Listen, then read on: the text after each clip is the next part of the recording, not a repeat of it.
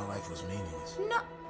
The real we see of Joe's life seems to be filled with waiting, with rejection, with all sorts of mundane loops like laundry, to the point that he himself thinks his life was meaningless if he wasn't performing, right? But that's a big trick, and it exposes a core wound here, a core wound specifically of modern purpose culture, which is we confuse activity with significance. We think that a meaningful life needs to look extraordinary and busy and filled with visible success and accomplishments and milestones and applause, all like Dr. Bjorn, right? So Joe's despair here comes from what psychologists would call external referencing. It's basically when we evaluate the worth of our life based on outer metrics instead of our inner fulfillment. He sees the highlights of someone else's life and assumes his own was wasted because it didn't produce the same visible proof. Truth is, you can dedicate your life to something noble and still miss living in the process if your sense of worth depends on recognition. In other words, if there is one thing that Joe did wrong when looking at his reel of his life, is postponing joy. Always waiting for life to start after the gig. That's when I'll be happy. Or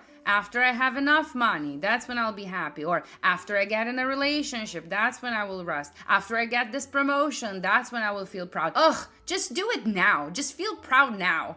Just rest now. You see, passion is one of the most beautiful engines in life, but if we're going to evaluate based on performance, it's going to inevitably become a cage, and it's actually not passion anymore in that case. That's when it becomes fear. If you only look for outcomes, outputs, you stop noticing these small, ordinary moments that actually give a texture, that actually make the big ones possible to begin with, right? Like the subway musician, I don't know, a nice cup of coffee, or just that student who smiled at you one day after they got something on their instrument. I don't know. So I would like to take this scene and kind of make sure that you guys at least hear the fact that meaning isn't cumulative. It's not something you collect through achievements or through each dream that became reality and every fantasy fulfilled. Rather, it's something much smaller, something much more mundane. It's something you create in every moment you fully participate in. Even if that something is taking a shower or enjoy the sun on your skin. That's why following your passion is very important, that's